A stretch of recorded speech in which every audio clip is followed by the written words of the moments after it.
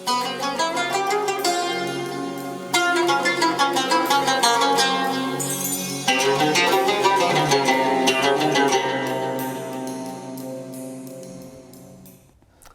আলাইকুম ওরহমতুল্লাহ। আলহামদুলিল্লাহ ওয়াসসালাতু ওয়াসসালামু আলা রাসূলিল্লাহ ওয়া আলা আলিহি ওয়া সাহবিহি ওয়া ওয়ালা আম্মা বাদ। 1447 হিজরির 28শে রজব রোজ রবিবার। সকলকে স্বাগত জানাচ্ছি আপনাদের প্রিয় চ্যানেল নেক্সাস টেলিভিশনের নিয়মিত আয়োজন বেকমেন্স বিস্কিটস নিবেদিত ইসলামের জীবন বিধানে। সঞ্চালনায় আছে আমি ডাক্তার জোবাইর আল মাহমুদ। আমাদের আজকের পর্বে অতিথির আসন অলঙ্কৃত করেছেন বিশিষ্ট তরুণ আলেমে দ্বীন, দায়ী, গবেষক, সম্মানিত মুহাদ্দিস, মাদ্রাসা দারুস সুন্নাহ, মিরপুর, ঢাকা, শাইখ তানজিল আহমদ হাফিজাহুল্লাহ। আসসালামু আলাইকুম রহমতুল্লাহ। ওয়ালাইকুম আসসালাম রহমতুল্লাহি ওয়া বারাকাতুহু। শেখ কেমন আছেন? আলহামদুলিল্লাহ, আপনি কেমন আছেন? আলহামদুলিল্লাহ, আমরা সবাই ভালো আছি। নেক্সাস পরিবারের পক্ষ থেকে আপনাকে স্বাগত জানাচ্ছি। জাযাকুমুল্লাহ খাইরান। ওয়াইয়াকুম। প্রিয় দর্শক, আপনারা সংযুক্ত হতে পারেন আমাদের সাথে। স্ক্রিনে প্রদর্শিত নম্বরটিতে ফোন কলের মাধ্যমে শাইখের কাছ থেকে জানতে পারবেন আপনাদের জীবন ঘনিষ্ঠ যে কোনো প্রশ্নের উত্তর। পাশাপাশি সংযুক্ত হন আমাদের সোশ্যাল মিডিয়ায় নেক্সাস টেলিভিশন ইসলামিক ফেসবুক পেজটি লাইক করুন এবং ফলো করুন। পাশাপাশি সাবস্ক্রাইব করুন আমাদের YouTube channel Nexus television Islamic. প্রিয় দর্শক, প্রশ্ন করার ক্ষেত্রে খেয়াল রাখবেন যে সকল প্রশ্ন আমরা আগে উত্তর দিয়েছি ওই প্রশ্নগুলো রিপিট করবেন না, এবং যখন প্রশ্ন করবেন তখন টেলিভিশনের ভলিউমটি কমিয়ে নেবেন এবং টেলিভিশন থেকে একটু দূরে অবস্থান নিয়ে প্রশ্নটি করবেন। প্রিয় দর্শক, আজকে আমাদের অত্যন্ত গুরুত্বপূর্ণ একটি বিষয় আলোচনা, আর তা হলো দাওয়াতের সূচনা হোক পরিবার থেকে। আল্লাহ সুবহানাহু ওয়া তাআলা এবং রাসূলুল্লাহ সাল্লাল্লাহু আলাইহি সাল্লাম কোরআন এবং সুন্নাতে দাওয়াতের অনেক গুরুত্ব আরোপ করেছেন। আল্লাহ সুবহানাহু ওয়া তাআলা সূরা নাহলের 125 নম্বর আয়াতে উল্লেখ করছেন, উদউ ইলা সাবিলি রাব্বিকা বিল হিকমা ওয়াল মাউইদাতিল হাসানা, অর্থাৎ তোমরা আল্লাহর পথে ডাকো মানুষকে তোমার হিকমতের সাথে এবং উত্তম আচরণের মাধ্যমে, উত্তম ওয়াজের মাধ্যমে। এবং কি আমাদের এই দাওয়াতটা শুরু হবে একেবারে প্রথম স্তর থেকে, অর্থাৎ পরিবার থেকে। আল্লাহ সুবহানাহু ওয়া তাআলা কোরআনের অন্যত্র বলছেন, সূরা শুআরার 214 নম্বর আয়াতে উল্লেখ করছেন, ওয়াংদের আশিরাতাকাল আকরাবিন, অর্থাৎ রাসূলুল্লাহ সাল্লাল্লাহু আলাইহি সাল্লামকে উদ্দেশ্য করে বলছেন আপনি সতর্ক করুন আপনার নিকটবর্তী যে আত্মীয় স্বজন আছেন তাদেরকে। চলুন না শেখের কাছ থেকে এ সম্পর্কে আরও বিস্তারিত শুনে নিই। যে শেখ, আজকে আমাদের আলোচনার বিষয় হলো পরিবারের দাওয়াত। এ সম্পর্কে দর্শকদের উদ্দেশ্যে বলতে। আলহামদুলিল্লাহ ওয়াসসালাতু ওয়াসসালামু আলা রাসূলিল্লাহ মা বা'দ। ফাআউযু বিল্লাহি মিনাশ শাইতানির রাজীম। ইয়া আইয়ুহাল্লাযীনা আমানু কু আনফুসাকুম ওয়া আহলিকুম নারা ওয়াকুদুহান নাস ওয়াল হিজারা আলাইহা মালাইকাতুন গিলাযুন শিদাদুন লা ইয়াসুনাল্লাহা মা আমারহুম ওয়া ইয়াফআলুনা মা ইউমারুন। আলহামদুলিল্লাহ, প্রিয় দর্শক শ্রোতা যারা আমাদেরকে দেখছেন এই মুহূর্তে, সম্মানিত উপস্থাপক, সকলকে স্বাগত জানাচ্ছি আজকের এই সুন্দর বিকালে, সুন্দর বিষয়ে, সুন্দর আয়োজন নিয়ে আপনাদেরকে। আমাদের আজকের বিষয় পরিবারের দাওয়াত। খুব সুন্দর এবং গুরুত্বপূর্ণ একই সাথে একটি বিষয়। পরিবারে ইসলামের দাওয়াত আমরা কিভাবে দেব এবং এর গুরুত্ব ইসলাম কিভাবে দিয়েছে। এর আগেই একটি মৌলিক নীতিমালা, ইসলামের একটি মৌলিক নীতিমালা আমি বলি, সেটি হলো ইসলামের মৌলিক নীতিমালা হলো আমি যে ভালো কাজটি করব না সেই ভালো কাজটি অন্যকে বলা যদিও যাবে, কিন্তু সেটা আমার জন্য চরম লাঞ্ছনাদায়ক যে আমি একটা কাজ নিজে করছি না, আরেকজনকে সেটা বলে বেড়াচ্ছি, অথবা আমি যে কাজটা করছি খারাপ কাজ সেটা থেকে মানুষকে বারণ করছি। এটা জায়েজ আছে মৌলিকভাবে, কিন্তু এটা করাটা উচিত নয়। পাশাপাশি এটা আসরও পড়বে না, এটার প্রভাবও পড়বে না। আল্লাহ তাআলা কোরআনে বলেছেন যে ইয়া আইয়ুহাল্লাযীনা আমানু লিমা তাকুলুনা মা লা তাফআলুন, তোমরা এমন কথা কেন বলো যা তোমরা নিজেরা করো না। আতা'মুরুনান নাসা বিল বিররি ওয়া তানসাউনা আনফুসাকুম, ইহুদিদের ব্যাপারে বলা হয়েছে যে তোমরা মানুষকে ভালো কাজের কথা বলে বেড়াচ্ছ অথচ নিজেই সেই কাজ করছো না। এটা ইহুদিদের একটি চরিত্র। তো এটা ইসলামের একটি মূলনীতি আর কি। এবং একটা আরবি কবিতাও আছে, লা তানহা আন খুলুকিন ওয়া তাতিয়া মিসলাহু আরুন আলাইকা ইদা ফাআলতা আজিম। আমরা ছোট্টবেলায় নাহমিরের আরবি ব্যাকরণের যে মূল কিতাব, প্রথম কিতাব, সেখানে পড়েছিলাম লা তানহা আন খুলুকিন ওয়া তাতিয়া মিসলাহু আরুন আলাইকা ইদা ফাআলতা আজিম। তুমি এমন চরিত্র সম্পর্কে, এমন বিষয় সম্পর্কে মানুষকে নিষেধ করিও না অথচ তুমি সেটা করছো, এটা তোমার জন্য অনেক লাঞ্ছনাদায়ক একটি বিষয়। জি, সেই হিসাবে আমরা যদি সমাজে মানুষকে দাওয়াত দিতে চাই, ইসলামের দিকে আহ্বান করতে চাই, আমাদের প্রথম কর্তব্য আমাদের নিজেদেরকে এবং বিশেষ করে নিজের পরিবারকে ঠিক করা, তাদেরকে ইসলামের বিধিবিধানগুলো আমাদের পরিবারের মধ্যে যেন আমরা বাস্তবায়ন করতে পারি। আল্লাহ তাআলা পবিত্র কোরআনে বলেছেন, ইয়া আইয়ুহাল্লাযীনা আমানু কু আনফুসাকুম ওয়া আহলিকুম নারা, হে ঈমানদারগণ নিজেরা বাঁচো পরিবার পরিজনকে তোমরা বাঁচাও জাহান্নামের জ্বলন্ত আগুন থেকে। আপনি যে আয়াতটি সুন্দর একটি আয়াত তেলাওয়াত করেছেন, ওয়াংজির আশিরাতাকাল আকরাবিন, আপনি হে নবী আপনি আপনার নিকটবর্তী আত্মীয়কে সতর্ক করুন। এই আয়াতটি নাজিলের পরে নবী সাল্লাল্লাহু আলাইহি সাল্লাম সাফা পাহাড়ে উঠলেন। উঠার পরে নিজের যে বংশের যারা বিভিন্ন চাচা যারা আছেন তাদেরকে ডাকলেন, ইয়া বানি আব্দুল মুত্তলিব, ইয়া বানি হাশেম, ইয়া বানি মখজুম, এরকমভাবে নিজের একদম যারা ক্লোজ ছিল তাদেরকে তিনি ডাকলেন। ডেকের পর তিনি তাদেরকে কিয়ামতের ব্যাপারে, আল্লাহর ব্যাপারে ঈমানের দাওয়াত দিলেন। এই ঘটনা থেকে বোঝা যায় যে ইসলামের দাওয়াতটা, নবী সাল্লাল্লাহু আলাইহি ওয়াসাল্লাম তার দাওয়াতটা সূচনা করেছেন একদম পরিবারের থেকে। এটাও আমরা জানি যে তিনি ইসলাম ওহী পাওয়ার পরে প্রথম দাওয়াতটা দিয়েছেন কিন্তু স্ত্রী, একদম নিজের ঘরের লোক যিনি, হ্যাঁ প্রথম মুসলিম খাদিজা রাদিয়াল্লাহু তাআলা আনহা, তাকে তিনি দাওয়াত পেশ করেছেন। এরপর নিজের চাচতো ভাই রাসূলের ঘরে লালিত পালিত হয়েছিল আলী রাদিয়াল্লাহু তাআলা আনহু, তাকে তিনি দাওয়াত দিয়েছেন, তিনি ইসলাম গ্রহণ করেছেন।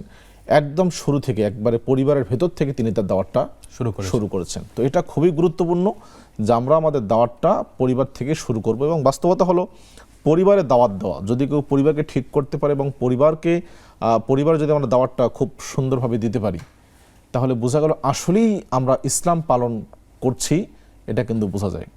অনেকেই এমন আছেন যে উনি হয়তো বাইরে খুব মানে বেশ বক্তা বা অনেক কিছু, কিন্তু পরিবারে তার ইসলাম চর্চা নেই, পরিবারে ইসলাম নেই, পরিবারের সংশোধন নেই, পরিবারের লোকজন হয়তো নামাজও পড়ে না, অথবা যে বিষয়গুলো নিষেধ করে বেড়াচ্ছি সেই বিষয়গুলো পরিবারের লোকেরাই করছে, তাদেরকে দাওয়াতও দেওয়া হচ্ছে না।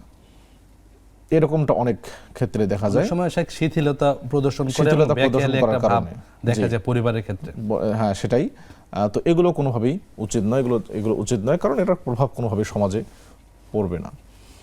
নবী সাল্লাল্লাহু আলাইহি সাল্লাম তিনি তার পরিবারের লোকদেরকে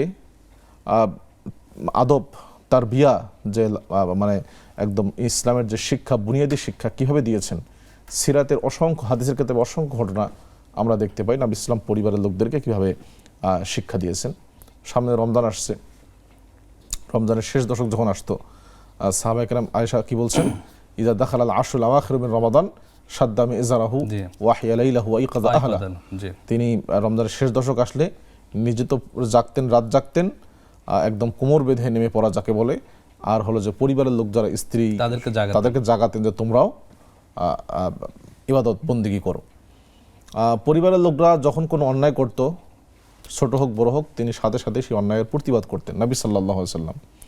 হাসান রাদিয়াল্লাহু তাআলা আনহু তিনি একবার একটা খেজুর রাস্তায় কুড়ে পাওয়া খেজুর মুখে দিয়েছিলেন, ছোট মানুষ মুখে দিয়েছেন। নবী সাল্লাম বললেন কোথায় পেয়েছো? রাস্তায় পেয়েছি। নবী সাল্লাম তার আঙ্গুল মুখে ঢুকে দিয়ে এটা বের করলেন, বললেন কেক বের করো, বের করো, আল্লাহু আকবার। কারণ এটা হতে পারে এটা সাদাকা বা জাকাতের সম্পদ, তো জাকাত তো আমাদের জন্য খাওয়া, নই পরিবারের জন্য খাওয়া জায়েজ নেই। এই জন্য ছোট মানুষ, আমরা কিন্তু অনেক সময় ছোটদেরকে এড়িয়ে যাই, আর ছোট মানুষ করছে করুক, অন্যায় করলো সেটাকে আমরা গ্রাহ্য করি না, ইয়ে করি না। তো এই অন্যায়টা তার মধ্যে বসে যায় এবং একটা সময় সে অন্যায় করতে করতে আর ভালো দিকে বা বড় অন্যায় সে যুক্ত হয়ে যায়, ধাবিত হয়। এই জন্য পরিবারের ছোট বড় সবাইকেই বয়সের সাথে সামঞ্জস্য রেখেই আদবটা সেটা আমাদের দিতে হবে, কিন্তু অন্যায় যেন পরিবারে না হয় সেটার প্রতি সর্বোচ্চ গুরুত্ব আরোপ করতে হবে। নবী সাল্লাল্লাহু আলাইহি সাল্লাম তার যে চাচতো ভাই আব্দুল ইবনে আব্বাস রাদিয়াল্লাহু তাআলা আনহু, ছোট্ট মানুষ, তিনি রাসূলকে উজুর পানি ঢেলে দিয়েছেন, খেদমত করেছেন, আর রাসূল সাল্লাম তার জন্য দোয়াও করেছেন এবং কত সুন্দর শিক্ষা থেকে দিয়েছেন। সেই বিখ্যাত হাদিসটি আমরা জানি, জিয়া গোলাম ইহফাজিল্লাহ ইয়াহফাজকা ইহফাজিল্লাহ তাজিদহু তুজাহাক। পরিবারের তিনি দাওয়াত দিচ্ছেন, তিনি হে বৎস, হে সন্তান, তুমি আল্লাহকে, অর্থাৎ আল্লাহর বিধানকে হেফাজত করো, আল্লাহ তোমাকে সংরক্ষণ করবে, এবং তুমি আল্লাহর বিধানকে সংরক্ষণ করো, আল্লাহ তাআলা তোমার যে কোনো বিপদ আপদে তুমি আল্লাহকে পেয়ে যাবে। এরপর তিনি বলেছেন ওয়াইদা সাআলতা ফাসআলিল্লাহ ওয়াইদা ইসতাআনতা ফাসতাঈন বিল্লাহ। তো এই যে বিধানগুলো, এবং একটা সূরা তো কোরআনে আসছে, সূরা লুকমান। সূরা লুকমানের, লুকমান কোনো নবী নন আলাইহিস সালাম, তিনি একজন নেককার এবং প্রজ্ঞাবান ব্যক্তি ছিলেন, কিন্তু তার এত মর্যাদা। এবং লুকমানের ঘটনা শুনবো, প্রশ্নের উত্তর দিচ্ছি ইনশাআল্লাহ। আসসালামু আলাইকুম ওয়া রাহমাতুল্লাহ। ওয়ালাইকুম আসসালাম ওয়া রাহমাতুল্লাহি ওয়া বারাকাতুহু। জি বোন, প্রশ্নটি করুন। হুজুর, আমার একটা প্রশ্ন ছিল। জি। হ্যাঁ হুজুর, আমার বোনের জামাই মানে ওনার কাছ থেকে ওনারই ফুফাতো ভাইয়ের ছেলে 2 লক্ষ টাকা নিয়েছিল। তো এখন ওই টাকাটা দিচ্ছে না পরে উনি ওই টাকাটা মনে করেন মিথ্যার আশ্রয় নিয়ে যেভাবে হোক আজকে 15 বছর পরে 1 লক্ষ টাকা উনি নিয়েছে, মানে বিদেশ নেওয়ার কথা বললে টাকাটা উঠেছে। এখন উনি ওনাকে বিদেশ নিবে না, মানে মিথ্যার আশ্রয় নিয়ে টাকাটা নিয়েছে। এখন কি হুজুর পাপ হবে? এই জন্য জি, আমাদের সাথে থাকুন, আমরা শেখের কাছ থেকে জানবো ইনশাআল্লাহ। অসংখ্য ধন্যবাদ আপনাকে। যে শেখ লোকমান আলাইহিস সালামের ঘটনা বলছিলেন। জি, একটা সূরা লোকমান, তিনি কোনো নবী ছিলেন না বিশুদ্ধ মতে, তারপরেও তার নামেই আল্লাহ তাআলা সূরা, একটা পূর্ণাঙ্গ সূরা দিয়েছেন এবং তার বক্তব্য, সন্তানের প্রতি তার যে নসিহত, তার উপদেশ, এগুলো খুব সুন্দর করে আল্লাহ তাআলা কোট করেছেন এবং কিয়ামত পর্যন্ত হাজারো মানুষ এই শিক্ষাটা পড়তে এই শিক্ষা নিবে আর কি। তো এই সূরাটা যদি আমরা পড়ি তাহলে দেখব যে পরিবারের প্রতি, সন্তানের প্রতি একজন পিতার কি দায়বদ্ধতা, পরিবারের যারা অভিভাবক, গার্ডিয়ান, তাদের কি দায়বদ্ধতা। সেখানে প্রথম উপদেশ আমরা জানি যে ইয়া ওয়াইদ ক্বালা লুকমানু লিবনিহি ওয়া হুয়া ইয়াইযু ইয়া বুনাইয়া লা তুশরিক বিল্লাহ ইন্না শিরকা লাযুলমুন আযীম। তিনি উপদেশ দিচ্ছেন, হে বৎস, হে আমার প্রিয় সন্তান, তুমি শিরিক করিও না। শিরিক হলো দুনিয়ার সবচেয়ে বড় জুলুম, সবচেয়ে বড় অপরাধ। এই উপদেশ তিনি দিয়েছেন। উপদেশ দিয়েছেন ইয়া বুনাই আকিমিস সালাহ ওয়া'মুর বিল মা'রুফ ওয়ানহা আনিল মুনকার ওয়াসবির আলা মা আসাবাক ইন্না যালিকা মিন আজমিল উমুর। হে বৎস, তুমি সালাত কায়েম করো, সালাত পড়ো এবং মানুষকে সৎ কাজের আদেশ করো, অন্যায় কাজ থেকে বারণ করো, ধৈর্য ধারণ করে এই কাজ করতে গেলে যে বিপদ আসবে। সেটা আমরা উপদেশগুলো নিয়ে আরো শুনবো ইনশাআল্লাহ একটা বিরতির পর। প্রিয় দর্শক, উপভোগ করছেন বেকমেন্স বিস্কিটস নিবেদিত ইসলামের জীবন বিধান। সময় হলো প্রথম বিরতিতে যাবার, ফিরছি কিছুক্ষণ পর, আমাদের সাথেই থাকুন।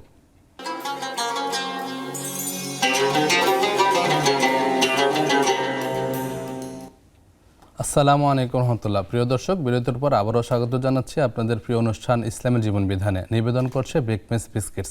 আমাদের সাথে অতিথি হিসাবে আছেন শেখ তানজিল আহমদ হাফিজাহুল্লাহ। শেখ, বিরতির পর আবারও স্বাগত জানাচ্ছি। আমরা বিরতির পূর্বে লোকমান আলাইহিস সালাম তার সন্তানকে যে চমকপ্রদ উপদেশগুলো দিচ্ছিলেন তা নিয়ে বলছিলেন। যে লোকমান আলাইহিস সালাম, তিনি সন্তানদেরকে প্রথম যে উপদেশ, সেটা তো শিরিক করা যাবে না। জি, এই উপদেশ কিন্তু আমরা আজকে পরিবারে দেই না। দুর্ভাগ্যজনক যে পরিবারের যারা গার্ডিয়ান, তারাও জানেন না শিরিক কত ভয়াবহ গুনাহ, তারাও শিরিক করছেন, বাচ্চারাও শিখে বড় হচ্ছে শিরিক করছেন।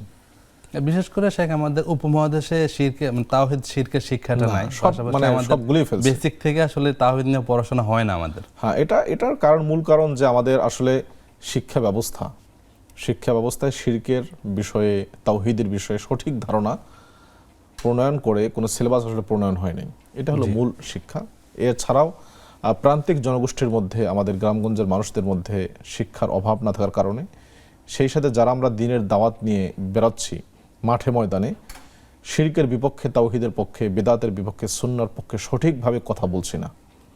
আমরা দুনিয়ার অনেক কথাই বলছি, কিন্তু মূল যে জ্ঞান, তাওহীদের যে জ্ঞান, শিরকের যে জ্ঞান, এটা কিন্তু আমরা সমাজে দিচ্ছি না। ফলে যুগের পর যুগ চলে যাচ্ছে, ওয়াজ হচ্ছে, অনেক কিছু হচ্ছে, কিন্তু শিরকের যে জ্ঞান সেটা হচ্ছে না, না পরিবারে, না সমাজে। সেটা আমরা আরো শুনবো, দর্শকের প্রশ্ন নিচ্ছি। আসসালামু আলাইকুম। জি হুজুর, আসসালামু আলাইকুম হুজুর। জি, ওয়ালাইকুম আসসালাম রহমতুল্লাহ। জি বলুন। মাসুম, কুমিল্লা ধর্মপুর থেকে। জি ভাই। দুটি প্রশ্ন হুজুর, দুটি প্রশ্ন। প্রথম প্রশ্নটি হলো যে মাজারে যাওয়া নিয়ত করে মাজারে যাওয়া ইসলামে জায়েজ কিনা কল্যাণের জন্য। আচ্ছা। আর দ্বিতীয় প্রশ্নটি কোরআন থেকে সূরা সফ আয়াত 6 অধ্যায় 61। জি, সূরা সফ আয়াত 6। জি। মরিয়মের পুত্র ঈসা নবী বলেন, হে বনি ইসরাইল, আমি এমন একজন নবীর আগমনের সুসংবাদ দিতেছি যার নাম হবে আহমদ। জি, ঈসা নবী বলেন, আমি এমন একজন নবীর আগমনের সুসংবাদ দিতেছি যার নাম হবে আহমদ। জি, জি। আহমদ মানে কি? আসসালামু আলাইকুম। কোরআন কি বলতেছে যে সম্পর্কে আমরা বিস্তারিত জানবো। অসংখ্য ধন্যবাদ। ওয়ালাইকুম আসসালাম রহমতুল্লাহ। যে শেখ আলোচনা করছেন। তো শিরকের বিষয়ে পরিবার থেকে দাওয়াতটা শুরু করা উচিত। সেটা যেভাবে হোক, ইব্রাহিম আলাইহিস সালাম, তিনি তার পিতা, যিনি মূর্তি পূজক ছিলেন আজার, তাকে দাওয়াত দিয়েছেন এই শিরকের বিরুদ্ধে। ইয়া আবাতি লিমা তা'বুদু মা লা ইয়াসমাউ ওয়া লা ইউবসিরু ওয়া লা ইউগনি আনকা শাইআ। হে আমার শ্রদ্ধেয় পিতা, তিনি ভাবে দেখেছেন, হে আমার শ্রদ্ধেয় পিতা, সম্মানিত পিতা। দুইটা আহ্বান কত সুন্দর, কত সুন্দর। ইয়া আবাতি, ইয়া বুনাইয়া। জি, কত সুন্দর করে ডেকেছেন, কত ভালোবাসা দিয়ে, সম্মান দিয়ে, হে শ্রদ্ধেয় পিতা, আপনি কেন এমন জিনিসের পূজা করছেন যা শোনে না, দেখে না, আপনার কোনো উপকার করতে পারবে না। তো এই যে পিতা সন্তানকে দাওয়াত দিচ্ছে, সন্তান পিতাকে দাওয়াত দিচ্ছে, ইসলামের এভাবে দাওয়াত, শিরকের বিরুদ্ধে দাওয়াত, পরিবার থেকে সেটার সূচনা হওয়া উচিত। স্বামী স্ত্রীকে, স্ত্রী স্বামীকে এভাবে করে দাওয়াত দেওয়া হচ্ছে। উম্মু ওনার নাম আনাস রাদিয়াল্লাহু তাআলা আনহার মা উম্মু সুলাইম বিনতে মিলহান রাদিয়াল্লাহু তাআলা আনহা, তিনি কাফের থেকে যখন মুসলিম হলেন, তার স্বামীকে শর্তই দিয়েছিলেন যে আমার সাথে থাকতে হলে তোমাকে ইসলাম গ্রহণ করতে হবে। তার স্বামী মেনে নিয়েছিল। এই যে দাওয়াত, এভাবে করে দাওয়াত, তো স্বামী স্ত্রী, ভাই বোন, ভাই ভাই, বোন বোন ইত্যাদি, আল মুমিনুনা ওয়াল মুমিনাতু বা'দুহুম আউলিয়াউ বা'দ ইয়া'মুরুনা বিল মা'রুফ ওয়া ইয়ানহাউনা আনিল মুনকার। ঈমানদার পুরুষ মহিলারা বন্ধু বান্ধব। আরো শুনবো, দর্শক অপেক্ষমান। আসসালামু আলাইকুম ওয়া রাহমাতুল্লাহ। ওয়ালাইকুম আসসালাম। জি বোন, প্রশ্নটি করুন। যে আমার সাথে কাছে প্রশ্ন ছিল যে নামাজের ব্যাপারে। আমি আজকে 6-7 মাস ধরে অসুস্থ, আমার পায়ে রগে টান লাগার কারণে একটা সমস্যা হয়েছে। তো এই জন্য আমি আর কি পোশাক ধরে রাখতে পারি না, আমার একটু একটু করে পোশাক আর কি হয়। তো আমি কিভাবে সালাত আদায় করবো? এই শরীর তো পোশাক একটু পাক থাকে না, তো আমি কিভাবে সালাত আদায় করবো? আমরা শাকের কাছ থেকে জানবো ইনশাআল্লাহ। যে আমার জি বোন বলুন। এখন যে আমি বারবার আর কি ড্রেস চেঞ্জ করি, কিন্তু ড্রেস চেঞ্জ করার পরেও এত আর চেঞ্জ করতে পারি না। এই জন্য আর কি আমার আর কি সমস্যা। আর আমি সাইফের কাছ থেকে একটু, আপনাদের কাছ থেকে একটু দোয়া চাইছিলাম যে আমি যেন সুস্থ হয়ে যায়। আপনারা একটু দোয়া করেন আমার জন্য। অবশ্যই বোন, আমরা দোয়া করছি আল্লাহ সুবহানাহু ওয়া তাআলা আপনাকে পরিপূর্ণ সুস্থতা দান করুন। আমাদের সাথে আরেকজন দর্শক যুক্ত হয়েছেন। আসসালামু আলাইকুম ওয়া রাহমাতুল্লাহ। ওয়ালাইকুম আসসালাম ওয়া রাহমাতুল্লাহি ওয়া বারাকাতুহু। জি বোন বলুন। আমার প্রশ্ন ছিল এশাকের নামাজের বিষয়। জি। আমরা এশাকের নামাজ সূর্য ওঠার 23 মিনিট অথবা 18 মিনিট পরে পড়ি।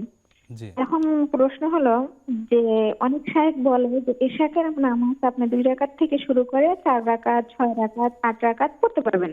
জি। এখন এশাকের নামাজ আর তাশাহুদের নামাজ কি একই নামাজ? আর ইশাকের নামাজ তো 2 রাকাতে নিয়ত করে পড়ি, তাহলে কি আর 4 রাকাত অথবা 6 রাকাত একাত্রে 2 রাকাত করে ওই নিয়তটা কি এর সাথেই করব না তাশাহুদের করব? আচ্ছা বোন, বিষয়টি আমরা জানবো শেখের কাছ থেকে, আমাদের সাথেই থাকুন। যে শেখ আলোচনা করছিলেন, মুমিনরা পরস্পরকে দাওয়াত দিবে ইসলামের বিষয়ে, বিভিন্ন বিষয়ে, এটা ইসলামের নিয়ম আর কি। দেখেন, একটি হাদিস আমি দর্শকদের উদ্দেশ্যে শুধু বলতে চাই। নবী সাল্লাল্লাহু আলাইহি ওয়াসাল্লাম বলেছেন, মান দাল্লা আলা খাইরিন ফালাহু আজরু ফাইলিহি, মিসলা আজরি ফাইলি। যে ব্যক্তি কোনো কল্যাণের দিকে মানুষকে আহ্বান করে, ওই ব্যক্তি কল্যাণ কাজ করলে যত সওয়াব পাবে, সেই একই পরিমাণ সওয়াব আপনি যদি আহ্বান করেন, আপনি একই পরিমাণ সওয়াব আপনার আমলনামায় আল্লাহ তাআলা লিখে দিবেন। আল্লাহু আকবার। নবী সাল্লাল্লাহু আলাইহি সাল্লাম তিনি উম্মতকে ইসলামের দিকে আহ্বান করেছেন, তাওহীদের দিকে। কিয়ামত পর্যন্ত যত উম্মত যত আমল করবে, সবগুলো আমলের সব আমরা তো পাবোই, একই পরিমাণ সব নবী সাল্লাল্লাহু আলাইহি সাল্লাম পাবেন। সুবহানাল্লাহ। তো কাজেই এই যে দাওয়াতের যে বিষয়টি, এটি মোটেও চারটিখানি কথা না, এটা অনেক বড় বিষয়। এটা আমাদের গুরুত্ব দেওয়া উচিত সেভাবেই আর কি। এবং মুসলিমরা একটা মিশনারি জাতি, তারা সবসময় দাওয়াতের মধ্যে থাকে, সেটা পরিবার থেকেই শুরু হওয়া উচিত। তো আমরা যেটা বলছিলাম যে লোকমান আলাইহিস সালাম তিনি তার পরিবার সদস্যকে আরো উপদেশ দিয়েছেন, ইয়া বুনি আকিমিস সালাত, সালাত কায়েম করো। সালাতের বিষয়ে আমরা হাদিস জানি, নবী সাল্লাম বলেছেন বাচ্চাদেরকে সালাতের কথা বলো, 7 বছর বয়সে, 10 বছর বয়সে তাদেরকে প্রহার করো প্রয়োজনে। তো সেই সালাতের অধিকাংশ পরিবারে সালাত নেই, সালাতের কোনো গুরুত্ব নেই। এরপরে ভালো কাজের আদেশ করো, অসৎ কাজ থেকে নিষেধ করো, কিন্তু আমরা তো পরিবারকে, বাচ্চা থেকে সে কথা শেখাই না। আমরা বলি যে চাচা আপন জান বাঁচা, এরকম একটা অবস্থা। তো সমাজে যে অন্যায়, সমাজের অন্যায়গুলো দিন দিন বৃদ্ধি পাচ্ছে কেন? কারণ আমরা ওই প্রজন্মকে সেভাবে করে গড়ে তুলছি না। সমাজের জন্য কিছু করা, ইসলামের জন্য কিছু করা, ভালোর দিকে মানুষকে আহ্বান করা, এটা আমরা কোনোভাবেই পরিপালন করছি না। লোকমান আলাইহিস সালাম আরও উপদেশ দিয়েছেন যে তুমি যত ছোট্ট গুনাহ করো না কেন, ইন্নাহা ইন তাকু মিসকালু হাব্বাতিন মিন খারদাল ফাতাকুন ফি সখরাতিন আও ফিস সামাওয়াতি আও ফিল আরদি ইয়াতি বিহাল্লাহ ইন্নাল্লাহা লাতীফুন খাবীর। তুমি যত ছোট্ট গুনাহই করো না কেন, সেটা যদি এই গুনাহটা একটা শক্ত পাথরের ভেতরে গিয়ে করো, আর সেই পাথর আসমানে থাকুক, জমিনের যদি একদম গভীরে গিয়ে থাকে, আল্লাহ তাআলা সেই গুনাহ কিয়ামতের দিন নিয়ে আসবেন। এখান থেকে তুমি কোনোভাবেই বাঁচতে পারবে না। তো সন্তানকে এই উপদেশগুলো দেয়া, এগুলো কোথায়? কিন্তু আজকে তো আমাদের পরিবার ব্যবস্থা, আমাদের মানে পরিবারে ইসলামের চর্চা, ইসলামের পরিপালন কোনো এর মানে এর 1% হয় না বলে আমরা মনে করি। অথচ আমাদের যত নীতি নৈতিকতা যতটুকু আছে, আমাদের দিন সম্পর্কে যতটুকু জ্ঞান আছে, সেটা পরিবার থেকে পাওয়ার কারণেই আজকের অধিকাংশ মানুষের যতটুকু দোয়া, সূরা, কালাম যা জানেন, এটা কিন্তু ওই যে পরিবার থেকে, মক্তব থেকে যা শিখেছেন ততটুকুই তারা শিখেছেন। এখন তো মানুষ শিক্ষা গ্রহণ করছে মাদ্রাসা, মসজিদ ইত্যাদির কারণে, কিন্তু আমাদের যারা মানে আমাদের বাবার বয়সী যারা, চাচার বয়সী যারা, তারা যতটুকু জেনেছেন, তারা কিন্তু সেই পরিবার থেকে শিক্ষাটাই ততটুকুই পেয়েছেন। তাহলে ওই সামান্য শিক্ষার কারণে আপনার নীতি নৈতিকতা এতদিন পর্যন্ত টিকে আছে, এতদিন পর্যন্ত আপনি সূরা, দোয়া, দরুদ শিখেছেন, এটাকে যদি আরেকটু বৃদ্ধি করা যায়, তাহলে পুরো প্রজন্মের চরিত্র চেঞ্জ হয়ে যাবে, পুরো প্রজন্ম পরিবর্তন হয়ে যাবে। এটা কোনো ব্যাপারই না। ইসলাম এজন্য পরিবারকে সবচেয়ে বেশি গুরুত্ব দিয়েছে, এবং পরিবার এখানে শিক্ষা নৈতিকতার চর্চা হলে, ইসলামের চর্চা হলে, এটা যে কত মানে বড় আকার এবং কত বিশালের সুবিধা গোটা জাতি ভোগ করবে, এটা কল্পনাই আমরা করতে পারবো না। তো লোকমান হাকিমের এই উপদেশগুলো, এরপর তিনি বলেছেন লা ওয়ালা তামশি ফিল আরদি মারাহা ইন্নাকা লান তাখরিকাল আরদা ওয়া লান তাবলুগাল জিবালা তুলা। তুমি জমিনে অহংকার ভরে চলিও না, অহংকার করে চলিও না, সম্মান করো মানুষকে। এই এই এই এই মানুষের প্রতি শ্রদ্ধাবোধ, বড়দেরকে দেখলে শ্রদ্ধা করা, সম্মান করা, সালাম দেয়া। আগে একটা সময় শুনতাম আমরা যে গ্রামে কোনো মুরব্বী যদি হেঁটে যেতেন, তাহলে যদি কেউ সাইকেল থেকে নেমে যেত। কিন্তু এখন আপনি রাস্তাঘাটে দেখেন এই যে কিভাবে এই যে মোটরসাইকেলগুলো চালানো হচ্ছে, বিষয়টা আমাদের কাছে ছোট্ট মনে হলেও কিন্তু অনেক মারাত্মক বিষয়। আজকে মুরব্বীদের কোনো সম্মান সেখানে নাই, বাপ চাচা যারা আছে তারাও সেটাকে নিষেধ করছে না। এভাবে করে একটা উচ্ছৃঙ্খল প্রজন্ম গড়ে উঠছে পারিবারিক শিক্ষাটা না থাকার কারণে। এরপর তিনি ওয়ালা তুসাইর খাদ্দাকা লিন্নাস, ওয়ালা তুসাইর খাদ্দাকা লিন্নাস, মানুষের সাথে কথা বলার সময় তুমি গাল বাঁকা করিও না, অর্থাৎ অহংকার করে অথবা মুখ ভেঙচিয়ে অথবা অশ্রদ্ধা করে কারোর সাথে কথা বলিও না। তোমার কণ্ঠকে তুমি কর্কশ করিও না।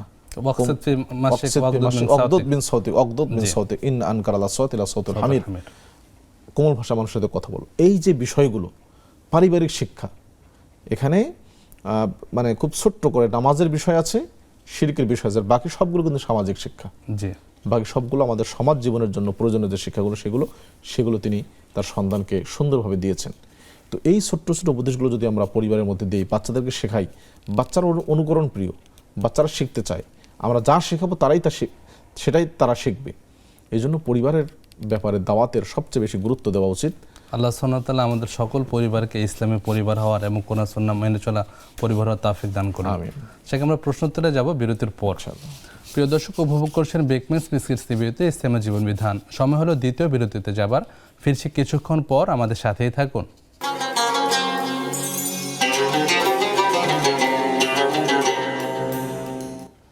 আসসালামু আলাইকুম রহমতুল্লাহ। প্রিয় দর্শক, দ্বিতীয় বিরতির পর আবারও স্বাগত জানাচ্ছি আপনাদের প্রিয় অনুষ্ঠান ইসলামী জীবন বিধানে, প্রেজেন্টস বাই বেকমেন্স বিস্কিটস। প্রিয় দর্শক, আপনাদের যে কোনো জীবন ঘনিষ্ঠ প্রশ্ন নিঃসংকোচে করতে পারেন স্ক্রিনে প্রদর্শিত নম্বরটিতে ফোন কলের মাধ্যমে। শাইখ, আমরা প্রশ্ন তুলে যাচ্ছি। আমাদের বোনের প্রথম প্রশ্ন ছিল যে ওনার এক পরিচিত ব্যক্তি একজনকে 2 লক্ষ টাকা ধার দিয়েছিলেন, কিন্তু তিনি কোনোভাবে সেই ধার পরিশোধ করছেন না। এই ক্ষেত্রে যিনি ধার নিয়েছিলেন তাকে বলা হয়েছে তাকে বিদেশ নেওয়ার কথা বলে 1 লক্ষ টাকা গ্রহণ করা হয়েছে। কাজটা ইসলামের শরিয়ার দৃষ্টিতে ঠিক আছে কিনা? যে এরকম অনেক ক্ষেত্রেই সমস্যা আমাদের হয় যে কর্জ দেওয়ার পরে, ধার দেওয়ার পরে টাকাটা ঠিকমতো পাওয়া যায় না, পরে মিথ্যার আশ্রয় নিয়ে বা বল প্রয়োগ করে সেই টাকাটা তুলতে হয় বা মিথ্যার আশ্রয় নিতে হয়। সেক্ষেত্রে গুনাহ হবে কিনা? খুব সুন্দর প্রশ্ন। আর দেখুন, গুনাহ তো গুনাই, মিথ্যা তো মিথ্যাই, মিথ্যা তো মিথ্যাই। মিথ্যা যে কয়েক জায়গা বলা জায়েজ, তার মধ্যে এটা অন্তর্ভুক্ত নয়। এই জন্য আপনার পরিচিত জন যে কাজটি করেছেন, মিথ্যার আশ্রয় নিয়ে টাকাটা উদ্ধার করা, এটা তার জন্য ঠিক হয়নি। তিনি বল প্রয়োগ করতে পারতেন, চাপ প্রয়োগ করতে পারতেন, বিকল্প ব্যবস্থা নিতে পারতেন, কিন্তু মিথ্যা কথা বলে এটা কোনোভাবেই উচিত হবে না। মিথ্যা তো মিথ্যাই। নবী সাল্লাল্লাহু আলাইহি ওয়াসাল্লাম বলেছেন, ইয়াকুমুল কিযব, মিথ্যা থেকে তোমরা দূরে থাকো। মিথ্যা মানুষকে অন্য পাপের দিকে নিয়ে যায়, আবার সেই পাপ মানুষকে জাহান্নামের দিকে নিয়ে যায়। নাউযুবিল্লাহ। এই জন্য গুনাহ হবে। এখন আপনার এই পরিচিত জনের উচিত হবে তওবা করা আল্লাহর নিকটে, আল্লাহর নিকট খালেস মনে তওবা করা যে আল্লাহ আমি এটা ভুল করছি, আপনি আমাকে মাফ করে দেন। এটাই হলো আমাদের বক্তব্য। আল্লাহ তাআলা আমাদেরকে সঠিকটি বলার এবং সত্যের পথে থাকার, সত্য কথা বলার সবসময় তৌফিক দান করেন। আমিন আমিন আমিন। শেখ, পরের প্রশ্ন ভাই মাসুম, আমাদের নিয়মিত দর্শক, ধর্মপুর কুমিল্লা থেকে জানতে চেয়েছেন যে কল্যাণের নিয়তে মাজারে যাওয়া যাবে কিনা। মাজার শব্দের অর্থ হলো জিয়ারতের স্থান, যেখানে জিয়ারত। মাজার শব্দটি কোরআন সুন্নাহর কোনো শব্দ নয়। কোরআন সুন্নাহর শব্দ হলো কবর, মাকবারা, কবরস্থান। তো এই শব্দটি যারা বিদআতপন্থী তাদের আবিষ্কার, তারা এই শব্দটি দিয়ে বোঝাতে চাচ্ছেন যে মাজার মানে হলো যেখানে মানে একদম প্রতিনিয়ত সকাল সন্ধ্যা সবসময় সেখানে যাওয়া উচিত এবং সেখানে পড়ে থাকা উচিত। মাজারগুলোতে তাই হয়ে থাকে। জি, মাজারে বা কবরে যাওয়ার উদ্দেশ্য কল্যাণের কোনো নিয়তে উদ্দেশ্য করা যাবে না। সেখানে যাওয়ার উদ্দেশ্য থাকবে, নবী সাল্লাল্লাহু আলাইহি ওয়াসাল্লাম বলেছেন যে তোমরা কবর জিয়ারত করো, ফাইন্নাহা তুযাক্কিরুল আখিরাহ, জি, কবর আখিরাতকে স্মরণ করিয়ে দেয়। জি, কবরে জিয়ারতের উদ্দেশ্য হলো যেন আমার আখিরাতের কথা স্মরণ হয়। এরপর আমি সেখানে গিয়ে দোয়া করব, কবরবাসীর জন্য আল্লাহর নিকট ক্ষমা চাইব। এতে কবরবাসী হয়তো উপকৃত হবেন, আল্লাহ তাআলা আমাদের দোয়ার মাধ্যমে তাকে উপকৃত করবেন। কিন্তু আমাদের যে মাজারগুলো, সেই মাজারগুলোতে অবস্থা কি, সেই মাজারগুলোতে গেলে আখিরাতের কথা মানুষ ভুলে যায়। গান বাজনা হচ্ছে, মোটামুটি সবগুলো শিরক বিদআতের আখড়া, গান বাজনা হচ্ছে, গাজার আসর ইত্যাদি ইত্যাদি ইত্যাদি, এই যে বিষয়গুলো। তাহলে এই দ্বিতীয় বিষয় হলো অনেকেই কল্যাণের নিয়তে যায়, যে আমি সেখানে গেলে আমার যে সমস্যার সমাধান হবে ইত্যাদি, কোনো কিছু হারিয়ে গেলে সেখানে যাচ্ছে, বরকত নিতে যায় ইত্যাদি ইত্যাদির কারণে। কোরআন কারীম স্পষ্ট বলছে যে ইন্নাকা লা তুসমিউল মাউতা, যে আপনি যারা মৃত তাদেরকে শোনাতে পারবেন না। তো আপনার এই কথা তারা শুনতেই পারছে না, তারা উত্তর দিবে কি? আর যদি শুনতে পায়ও, আল্লাহ এটাও বলেছেন ওয়ালাউ সামিউ মাস্তাজাবু লাক, শুনতে পেল তারা আপনার কোনো জবাব দিতে পারবে না। কাজেই কল্যাণের নিয়তে যাওয়া, মাজার থেকে বরকত হাসিল করা, চাকরির উদ্দেশ্যে যাওয়া ইত্যাদি ইত্যাদি, আরও অনেকে অনেক উদ্দেশ্যে যায়। এই সবগুলো উদ্দেশ্যে, অনেকেই ভোটের জন্য যায়, যে আমি যেন ভোট পাই, ইলেকশনে জিতি। মাজারের উদ্দেশ্যে মুসলিম, এটা কোনো না। মাজারে এই নিয়তে কোনোভাবেই যাওয়া যাবে না। আপনি সেখানে যাবেন, জিয়ারত করবেন, তার জন্য দোয়া করে আসবেন, তার কাছ থেকে নেওয়ার জন্য নয়, তার জন্য আপনি দোয়া করে আসবেন। না হলে পরে এটা মারাত্মক শিরক হবে, আর শিরকের গুণ আল্লাহ তাআলা ক্ষমা করবেন না। আল্লাহ সুবহানাহু ওয়া তাআলা আমাদের বিষয়গুলো বোঝার তৌফিক দান করুন। দর্শক অপেক্ষমান প্রশ্ন নিচ্ছি। আসসালামু আলাইকুম ওয়া রাহমাতুল্লাহ। আসসালামু আলাইকুম। ওয়া আলাইকুম আসসালাম ওয়া রাহমাতুল্লাহ। জি বোন, বলুন। ভাইয়া, আমার দুইটা প্রশ্ন। জি। একটা প্রশ্ন, আসরের পরে কোরআন তেলাওয়াত করা যাবে কিনা? আসরের পরে? হ্যাঁ। আচ্ছা। আর দ্বিতীয় প্রশ্ন, আমি যদি ব্যাংকে টাকা রাখি, এই টাকার লাভ যেটা পাবো, এটা যদি আমি গরিব দুঃখীর মধ্যে দেই, এটা কি ওদের খাওয়া জায়েজ হবে কিনা? আচ্ছা বোন, আমাদের সাথে থাকুন, আমরা শেখের কাছ থেকে উত্তরগুলো জানবো ইনশাআল্লাহ। শেখ, পরের প্রশ্ন ছিল আমাদের ভাই মাসুমের, যে সূরা সফের 6 নম্বর আয়াতে আল্লাহ সুবহানাহু ওয়া তাআলা ইরশাদ করেছেন ওয়াইদ ক্বালা ঈসা ইবনে মারইয়াম, এই ক্ষেত্রে যে আহমদ, ঈসা আলাইহিস সালাম মুহাম্মদ সাল্লাল্লাহু আলাইহি ওয়াসাল্লামের ভবিষ্যদ্বাণী করেছিলেন, আহমদ শব্দের অর্থ কি? জি, কোরআনের সূরা সফের 6 নম্বর আয়াতে ওয়াইদ ক্বালা ঈসা ইবনে মারইয়াম লিবানি ইসরাঈল ইয়া বানি ইসরাঈল আন্নী রাসূলুল্লাহ ইলাইকুম ওয়ায়াতি মিন বা'দ ইসমুহু আহমদ, যে আমার পরে একজন নবী আসবেন যার নাম হবে আহমদ। জি, আহমদ তিনি হলেন মুহাম্মদ সাল্লাল্লাহু আলাইহি ওয়াসাল্লাম। মূলত সিরাতের কিতাবে যে ঘটনাটি এসেছে, যে নবী দাদা আব্দুল মুত্তালিব তিনি তার নাতির নাম রেখেছিলেন মুহাম্মদ। জি, মুহাম্মদ মানে প্রশংসিত, যিনি প্রশংসিত। নামটি আরবে নতুন ছিল, এরকম নাম তারা কখনো শোনেনি। আর তার মা আমেনা, তিনি সম্ভবত তার নাম আদর করে আহমদ রেখেছিলেন। আহমদ মানে যিনি অধিক প্রশংসাকারী। জি। অর্থাৎ আহমদ কেন, তিনি আল্লাহর অধিক প্রশংসা করেন। নবী সাল্লাল্লাহু আলাইহি সাল্লাম নিজেও বলেছেন 5টি নাম, পাঁচটি নামের কথা হ্যাঁ, আসছে। আনা মুহাম্মদ, আনা আহমদ, আমি মুহাম্মদ, আমি আহমদ, আমি হাশির, আমি আকিব, মাহির, মাহি। তো আহমদ শব্দের অর্থ হলো যিনি অধিক প্রশংসা করেন, অর্থাৎ আল্লাহ তাআলার যিনি প্রশংসা করেন। আর আহমদ বলতে উদ্দেশ্য আমাদের নবী মুহাম্মদ সাল্লাল্লাহু আলাইহি ওয়াসাল্লাম। জাযাকাল্লাহ খাইরান। শেখ, পরের প্রশ্ন ছিল আমাদের বোনের, যে তিনি অসুস্থ, প্রস্রাব ধরে রাখতে পারেন না, জি, এক্ষেত্রে উনি কি করবেন? পাশাপাশি আমাদের কাছে দোয়া চেয়েছেন। যে আমরা দোয়া করি আল্লাহ তাআলা আপনার এই অসুস্থতা দূর করে দিন, শাফাকিল্লাহু শিফাআন কামিলান আজলান। আর যে প্রশ্নটি করেছেন যে প্রস্রাব যদি এভাবে কারো সমস্যা হয়ে যায়, সেটা পুরুষ নারী অনেকের ক্ষেত্রে হতে পারে, বিশেষ করে যাদের বয়সের কারণে বা ডায়াবেটিক্স যাদের আছে তাদের এই সমস্যাটা অনেক ক্ষেত্রে হয়ে যায়। জি, তাদের ক্ষেত্রে হুকুমটা কি? তাদের ক্ষেত্রে হুকুমটা মূলত ইসলামের এখানে আরেকটি বিধান আছে, যেটা মহিলাদের একটি বিশেষ রোগ হয়, ইস্তেহাদা বলে। জি, অর্থাৎ তাদের যে পিরিয়ড, মাসিক, এর বাইরে আরেকটি রোগ হয়। সেই রোগের সময় রক্ত বের হয় তাদের, তবে তখন নামাজ পড়তে হবে, সালাত পড়তে হবে, রোজাও করতে হবে, এটা মাফ নেই। কিন্তু সেটার পড়ার পদ্ধতি এবং পবিত্রতা অর্জনের পদ্ধতিটা কি? যদি আপনি যে কথাটি বলেছেন যে কোনোভাবেই এটা আপনার আটকে থাকে না, ফোঁটা ফোঁটা করে পড়তেই থাকে, সেক্ষেত্রে নিয়ম হলো আপনি এক উজু দিয়ে এক নামাজ পড়তে পারবেন। জি, এক উজু দিয়ে একবার নামাজ পড়তে পারবেন। যেহেতু আপনার এটা চলতেই থাকে, একবার নামাজ পড়ার পরে আপনার উজুটা ভেঙে যাবে, পরবর্তী ওয়াক্তে নামাজের জন্য আপনাকে আবার উজু করতে হবে। এটাই হলো সঠিক নিয়ম। আর পাশাপাশি আমরা পরামর্শ দেব যে আপনি এর সাথে সাথে দোয়া দরুদ করেন, সেই সাথে চিকিৎসা পদ্ধতি থাকতে পারে, সেটাও আপনি গ্রহণ করতে পারেন। আল্লাহ তাআলা আপনাকে পরিপূর্ণ সুস্থতা দান করেন। আমিন। বারাকাল্লাহ ফিক। বেশ কয়েকজন দর্শক অপেক্ষা করছেন, প্রশ্ন নিচ্ছি। আসসালামু আলাইকুম রহমতুল্লাহ। আসসালামু আলাইকুম রহমতুল্লাহ।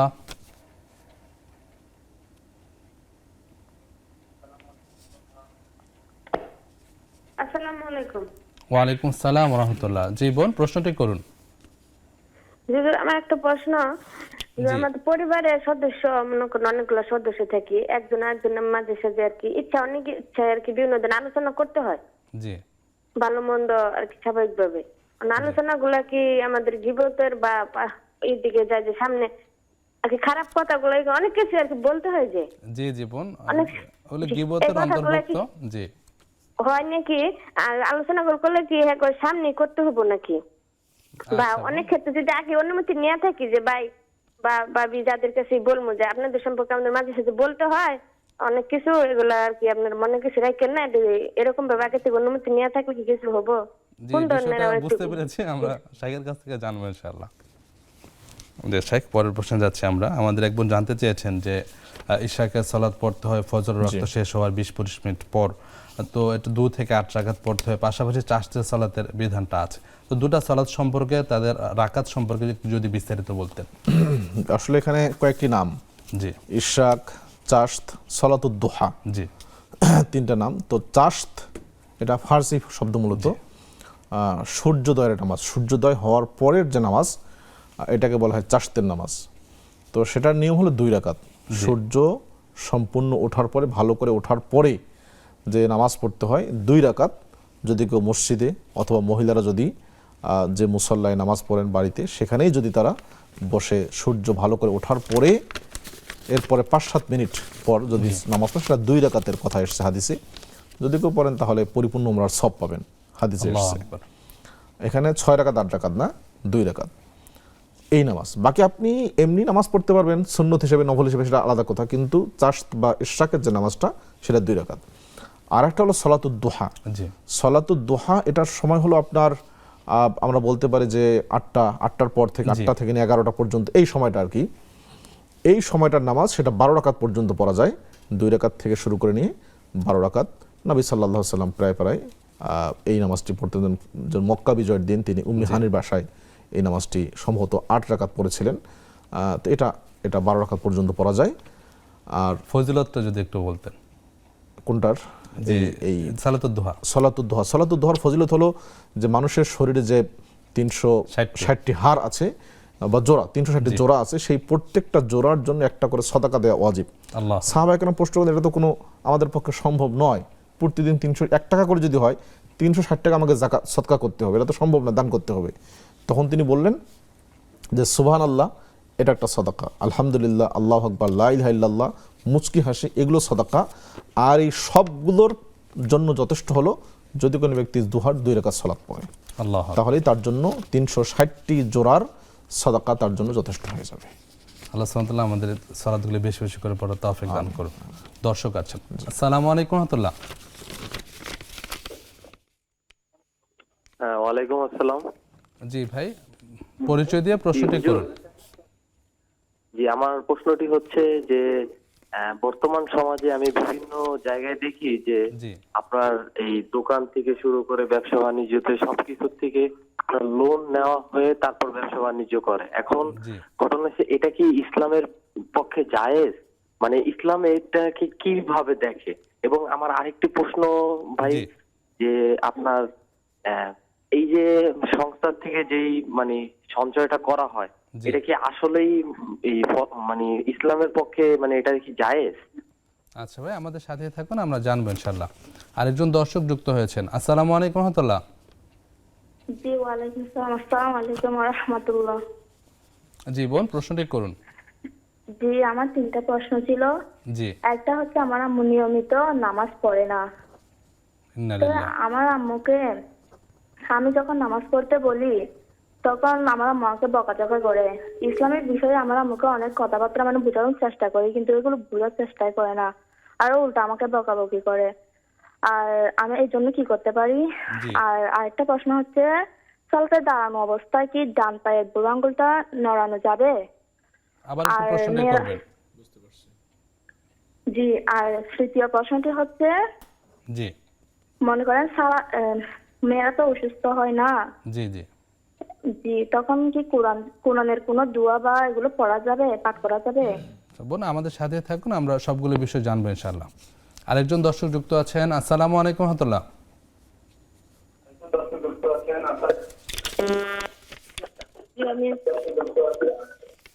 অনুগ্রহপূর্বক বোন টেলিভিশনের ভলিউমটি কমিয়ে নিন। জি, শুনতে পাচ্ছি আপনাকে।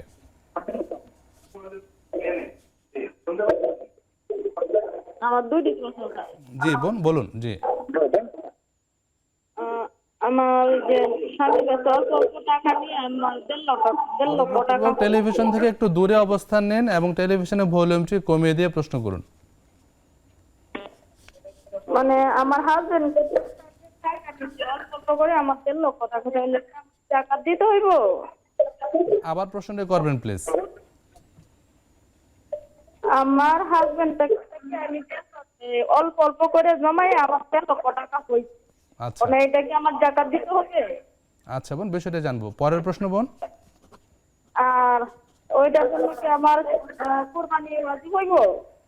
আচ্ছা বোন, আমাদের সাথে থাকুন, আমরা আপনাদের প্রশ্নগুলো উত্তর জানবো বিরতির পর।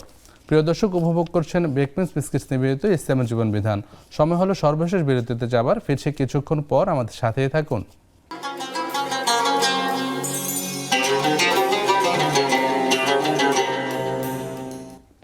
আসসালামু আলাইকুম রহমতুল্লাহ। প্রিয় দর্শক, সর্বশেষ বিরতির পর আবারও স্বাগত জানাচ্ছি আপনাদের প্রিয় অনুষ্ঠান বেকমেন্স বিস্কিটস নিবেদিত ইসলামের জীবন বিধানে। সাথে আছেন শেখ তানজিল আহমদ হাফিজাহুল্লাহ। শেখ, প্রশ্নোত্তরে যাচ্ছে, আমাদের সময় খুবই কম। ভাই শাফাত হোসেন জানতে চেয়েছেন, উনি ফরজ সালাত আদায় করার জন্য মসজিদে গিয়েছেন, গিয়ে দেখেছেন যে জামাত শেষ হয়ে গেছে। এক্ষেত্রে কি উনি জামাতে সওয়াব পাবেন বা করণীয় কি? যদি এরকমটি হয় এবং আসলে ওজোর থাকে, উনি চেষ্টা করেছেন জামাত ধরার জন্য কিন্তু গিয়ে দেখলেন জামাত হয়ে গেছে, তাহলে তিনি জামাতের সওয়াব পাবেন। একটি হাদিসে নবী সাল্লাল্লাহু আলাইহি ওয়াসাল্লাম বলেছেন, মান আদরাকা রাকাতাম মিনাল আসরি ক্বাবলা গুরুবিশ শামস ফাকাদ আদরাকাস সালাত। জি যে ব্যক্তি আসরের নামাজ পেল সূর্য অস্ত যাওয়ার আগে, জি 1 রাকাত পেল, সেজন্য পুরো আসরের নামাজ পেল। অর্থাৎ যদি কারো ওজন না থাকে, চেষ্টা তিনি করেন, ওজোর যদি থাকে এবং চেষ্টা করেন ঠিকমতো আসার জন্য, কিন্তু এসে দেখেন হয়ে গেছে, তাহলে তিনি অবশ্যই জামাতের সওয়াব পাবেন। আর যদি গাফলতির কারণে হয়, অলসতার কারণে, তাহলে তিনি সওয়াব পাবেন না। আর পাশাপাশি যদি সুযোগ পান আরো 2-1 মুসল্লি থাকে, তাদের নিয়ে কিন্তু অবশ্যই জামাত করে নেবেন। জামাত করে সেটা সবচেয়ে বেটার। জাযাকাল্লাহ খাইরান। পরের প্রশ্ন ছিল, মূর্তি পূজা যেখানে হয় সেখানে আল্লাহর গজব নাজিল হয়, বিষয়টি কি বিশুদ্ধ? যে এটা নবী সাল্লাল্লাহু আলাইহি সাল্লামই বলেছেন, যেখানে মূর্তি পূজা হয় তোমরা সেখানে যেও না, ফাইন্না গাদাবাল্লাহি ইয়ানজিলু আলাইহি, সেই জায়গায় আল্লাহর গজব, আল্লাহর যে ক্রোধ সেটা নাজিল হয় যেখানে মূর্তি পূজা হয়, যেখানে শিরিক হয়। এই বিষয়টি বিশুদ্ধ সূত্রে নবী সাল্লাল্লাহু আলাইহি সাল্লাম থেকে বর্ণিত আছে। পরের প্রশ্ন, আমাদের বোন জানতে চেয়েছেন আসরের পরে কোরআন তিলাওয়াত করলে কোনো অসুবিধা হবে কিনা? আসরের পর না, আসরের পর কোরআন তেলাওয়াতে কোনো সমস্যা নেই। আসরের পর নফল নামাজ পড়া নিষেধ। নফল যে নামাজ, সাধারণ নামাজ, এগুলো পর আসরের পর মাগরিব পর্যন্ত। বাকি কোরআন তেলাওয়াত, জিকির আজকার, এতে কোনো সমস্যা নেই, আপনি করতে পারেন। রাজাকাল্লাহ। পরের প্রশ্ন ছিল ব্যাংকে ফিক্সড ডিপোজিট রাখা হলে তা থেকে যে মুনাফাটা আসে তা যদি গরিব দুঃখীদের দিয়ে দেওয়া হয়, ওই ক্ষেত্রে ফিক্সড ডিপোজিট করা যাবে কিনা? ব্যাংকের সুদ, মোট কথা ব্যাংকের যে সুদ, সেটা ফিক্সড ডিপোজিট হোক অথবা এমনি যে কোনোভাবেই হোক, যদি সুদ ব্যাংক আপনাকে যেটা দিচ্ছে সেই সুদ গ্রহণ করে এবং গরিবদের মধ্যে বিলিয়ে দেওয়া যাবে কিনা। আসলে এই প্রশ্নটা অনেক বড়। সংক্ষিপ্ত করে বলি যে আমাদের যে ব্যাংকিং সিস্টেম বাংলাদেশে, এখানে সুদমুক্ত হওয়া খুব কঠিন। চাইলেও আপনি, আমি বা ব্যাংক পারবে না, চাইলেও আমরা পারছি না। এটা সেন্ট্রালি সমস্যা। কিন্তু আমাদের ব্যাংকে টাকা রাখতেও হয়, এখান থেকে আমরা বেরো হতে পারছি না, বাস্তবতার মুখোমুখি। সেক্ষেত্রে ব্যাংক থেকে যে অতিরিক্ত মুনাফা বা সুদ দিচ্ছে, সেটা পাবো। ওলামাগণ এই কথাই বলেছেন যে গরিবদের মাঝে অথবা জনকল্যাণমূলক কাজ বা যে নিচু মানের কাজ, যেগুলো যেমন বাথরুম করে দেওয়া, টিউবওয়েল করে দেওয়া, বা এই ধরনের রাস্তাঘাট মেরামতের জন্য বা একেবারেই গরিব দুঃখী যাদের বাড়িঘর নেই তাদেরকে এগুলো করে দেওয়া, এই কাজগুলো করা যেতে পারে, তারাও গ্রহণ করতে পারবে। তবে সওয়াবের নিয়ত করা যাবে না। আপনি দান করার সময় কোনোভাবেই সওয়াবের নিয়ত করা যাবে না, কারণ এই টাকাটা আপনার হালাল না হারাম, সেটাও তো একটা প্রশ্নের বিষয় থাকে। ইভেন ইসলামী ব্যাংকিং যেগুলো, সেগুলোর ক্ষেত্রেও মুনাফার ক্ষেত্রে আলেমগণ এই কথা বলে থাকেন। আল্লাহু আলাম। জাযাকাল্লাহ খাইরান। পরের প্রশ্ন ছিল যে নারীরা বিশেষ করে একসাথে একত্রিত হলে অনাকাঙ্ক্ষিতভাবে অনেক গীবত বা শিকায়ত শোনা হয়, এটা জায়েজ আছে কিনা, বা যার ব্যাপারে করা হয় তাকে যদি পরবর্তীতে বলে দেওয়া হয়? নবী সাল্লাল্লাহু আলাইহি ওয়াসাল্লাম বলেছেন, মিন হুসনি ইসলামিল মারই তারকুহু মা লা ইয়ানিহি। ইসলামের সৌন্দর্য হলো অনর্থক কাজ, কথা ছেড়ে দেওয়া। জি। ইসলাম 4টি হাদিসের উপরে প্রতিষ্ঠিত, তার মধ্যে একটা হাদিস যে অনর্থক কথাবার্তা ছেড়ে দেওয়া। আমাদের বোন যেটি প্রশ্ন করেছেন, অধিকাংশ ক্ষেত্রেই অনর্থক। আমরা তো জানি গ্রামগঞ্জে বিশেষ করে যারা দেখি যে একত্রিত হলেই তারা অন্যের গীবত শিকায়েত করতে থাকেন, হয়ে যায়। এটা প্রয়োজন করতে হয়, ব্যাপারটা এরকম নয়। জি। আর আপনার যদি সংশোধনের প্রয়োজন থাকে তাহলে আপনি সরাসরি সেটা বলবেন। আর দ্বিতীয়ত হলো, যদি কারো খারাপি থেকে, কারো অনিষ্ট থেকে কাউকে বাঁচানোর জন্য হয়, তাহলে আপনি সতর্ক করতে পারেন যে হ্যাঁ, তুমি তার কাছে যেও না বা তার সাথে মিশিও না। এতটুকু বললে যদি যথেষ্ট, আলহামদুলিল্লাহ। যদি যথেষ্ট না হয় তাহলে আপনি তার দোষটাও বলতে পারেন, শুধু তার অনিষ্ট থেকে বাঁচানোর জন্য, খারাপি থেকে বাঁচানোর জন্য। আর সময়টা সবসময় আপনি জিকির আজকারের মাধ্যমে কাটানোর চেষ্টা করবেন, এটাই উচিত। অপ্রয়োজনীয় কথাবার্তা, গীবত শিকায়তের কি প্রয়োজন? সে পরের প্রশ্ন ছিল, আমাদের এক ভাই জানতে চেয়েছেন ব্যাংক থেকে লোন নিয়ে ব্যবসা করা, এই বিষয়টি কেমন? অনেকে দেখা যায় দোকানপাট করে ব্যাংক থেকে লোন নিয়ে, এবং সঞ্চয়পত্র রাখার একটা বিষয় জানতে চেয়েছিলেন। আসলে ইসলামের যে লোন বা কর্জ, এর দর্শনটা হলো, আপনি যখন প্রয়োজন, চূড়ান্ত প্রয়োজনে পড়বেন, তখন আপনি লোন নিতে পারবেন সুদমুক্ত, কর্জে হাসানা যেটাকে বলে। অনেকে বিলাসিতার জন্য লোন নিচ্ছে, অনেকেই তার ব্যবসা যা আছে এটাকে আরও বাড়াবে এই জন্য লোন নিচ্ছে, অনেকে বাড়িঘর করার জন্য লোন নিচ্ছে। এটা ইসলামে কোনোভাবে সমর্থন করে না যে আপনি সুদের উপরে লোন নিয়ে বাড়ি করবেন, এটা ইসলাম সমর্থন করে না। ইসলামের লোনের বা কর্জের দর্শন এটা না। লোন আপনি নেবেন একদম যখন আপনার ঠেকে গেছেন তখন। দ্বিতীয়ত, আমাদের যে কনভেনশনাল ব্যাংকিং সিস্টেমগুলোতে এখানে প্রচুর সুদভিত্তিক লোন, সত্য সেই সুদভিত্তিক লোনে তো যাওয়া যাবেই না, কোনোভাবেই যাওয়া যাবে না। নবী সাল্লাল্লাহু আলাইহি ওয়াসাল্লাম লানত করেছেন, লাআনা রাসূলুল্লাহ সাল্লাল্লাহু আলাইহি ওয়াসাল্লাম আকিলার রিবা ওয়া মুকিলাহু ওয়া শাহিদাইহি ওয়া কাতিবাহু। যে সুদ খায়, সুদ দেয়, যারা সাক্ষী থাকে, যারা লেখে, সবাইকে নবী সাল্লাল্লাহু আলাইহি ওয়াসাল্লাম লানত করেছেন। তো কাজেই একদম চূড়ান্ত মুহূর্তর আগ পর্যন্ত আপনি কোনোভাবেই এই সুদের সাথে জড়িত হবেন না। সর্বোচ্চ চেষ্টা করবেন যেন কোনোভাবে সুদের সাথে আপনাকে জড়িত হতে না হয়। আল্লাহ আমাদের হেফাজত করুন। শেখ, পরের প্রশ্ন ছিল আমাদের বোনের কাছ থেকে, তার মা নামাজের ক্ষেত্রে গাফিল, তাকে কিভাবে দাওয়াত দিতে পারেন? আমরা তো বলেছি, ইব্রাহিম আলাইহিস সালাম তার পিতাকে দাওয়াত দিয়েছেন সম্মানের সাথে। জি। তো আপনিও সম্মানের সাথে আপনার মাকে দাওয়াত দিবেন। আপনার মা যদি নামাজ না পড়েন, সে গুনাহ তিনিই বহন করবেন। আপনার দায়িত্ব হলো দাওয়াত দেওয়া, হেদায়েত দেওয়ার দায়িত্ব আপনার নয়। আপনি আল্লাহর নিকট দোয়া করবেন মায়ের হেদায়েতের জন্য, এবং পাশাপাশি আপনি ভদ্রভাবেই আপনার মাকে দাওয়াত দিবেন। দাওয়াতের যতগুলো উপায় অবলম্বন করা উচিত টেকনিক্যালি, আপনি সেটা করে যান। ইনশাআল্লাহ হয়তোবা আজকে হোক কালকে হোক ইনশাআল্লাহ কাজে লাগবে, আমরা সেটা দোয়াও করি ইনশাআল্লাহ। শেখ, সালাতে বৃদ্ধাঙ্গুলি নাড়ালে কোনো অসুবিধা আছে কিনা? ডান পায়ের বৃদ্ধাঙ্গুলি নাড়ানোর ব্যাপারে একটি মাযহাবে আছে যে সেটা ফিক্সড রাখতে হবে, নাড়ানো যাবে না। তে সম্পর্কে আমার জানা মতে বিশুদ্ধ কোনো হাদিস আমরা পাইনি যে ডান পায়ের বৃদ্ধাঙ্গুলি একদম ফিক্সড রাখতেই হবে, নড়ানো যাবে না। আমরা এরকম বিশুদ্ধ কোনো হাদিস পাইনি, কাজেই নাড়াতে সমস্যা হবে না। বিশেষ করে মহিলাদের মাসিক অবস্থায় দোয়া, জিকির, আজকার হিসেবে কোরআনের আয়াত বা অন্যান্য রাসূলুল্লাহ সাল্লাল্লাহু আলাইহি ওয়াসাল্লামের সুন্নাহসম্মত দোয়াগুলি করতে পারবেন কিনা? দোয়া তো করতে পারবেনই, যে দোয়াগুলো আছে সেগুলো করতে পারবেন এই অবস্থাতে। বাকি কোরআন তেলাওয়াতের বিষয়ে দুইটি মত আছে। অনেকেই বলেছেন স্পর্শ করা যাবে না, বাকি মুখস্থ তেলাওয়াত করা বা কোরআনের দোয়াগুলো পড়া, দুইটি মত পাওয়া যায় তেলাওয়াতের ব্যাপারে। কেউ বলেছেন যাবে না, কেউ বলেছেন যাবে। গ্রহণযোগ্য মত ওলামাদের নিকটে যে এটা যাবে, কোরআনের তেলাওয়াত স্পর্শ করা ছাড়াই যদি কেউ তেলাওয়াত বা কোরআনের দোয়াগুলো দোয়া হিসেবে যদি কেউ পড়তে চায়, কোনো সমস্যা নেই, ইনশাআল্লাহ আপনি পড়তে পারবেন। ইনশাআল্লাহ। সর্বশেষ প্রশ্ন, আমাদের বোনের দুটি প্রশ্ন ছিল যে স্বামীর কাছ থেকে কিছু পরিমাণ সঞ্চয় করে করে একটা নির্ধারিত পরিমাণ হয়েছে, এই ক্ষেত্রে উনি জাকাত দিবেন কিনা এবং ওনার উপর কুরবানি ওয়াজিব হবে কিনা? আচ্ছা, জাকাত যদি আপনার নিসাব পরিমাণ হয়ে যায়, নিসাব পরিমাণ হয়ে যায় জাকাত 7.5 ভরি স্বর্ণ অথবা 52.5 তোলা রূপার সম পরিমাণ, আমরা রূপাটাই বেশি ধরি আর কি, তো 52.5 তোলা রূপার যে বর্তমান বাজার মূল্য, সেই পরিমাণ যদি হয়ে যায় আপনাকে অবশ্যই জাকাত দিতে হবে সেই অর্থের। আর দ্বিতীয়ত সেই টাকার থাকলে পরে আপনার জন্য কোরবানি করা কিনা। আসলে পরিবারের কোরবানি বিশুদ্ধ মতে ওয়াজিব না, এটা সুন্নাহ মুআক্কাদা এবং করাটা উচিত। মুসলমানদের একটা শেয়ার, মুসলমানদের একটা নিদর্শন, করাটাই উচিত, ছেড়ে দেওয়াটা উচিত নয়।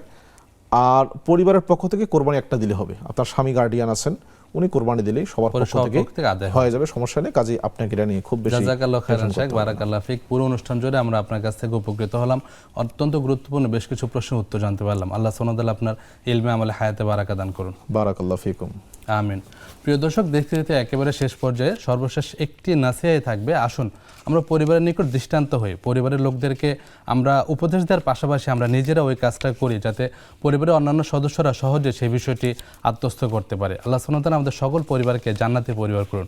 এই প্রত্যাশায় আপনাদের সুস্থতা কামনা করে এখানে শেষ করছি। আল্লাহুম্মা সাল্লি ওয়া সাল্লিম আলা নাবিয়িনা মুহাম্মদ। সুবহানাকা আল্লাহুম্মা বিহামদিক, আশহাদু আল্লা ইলাহা ইল্লা আনতা, আস্তাগফিরুকা ওয়া আতুবু ইলাইক। আসসালামু আলাইকুম ওয়া রাহমাতুল্লাহি ওয়া বারাকাতুহু।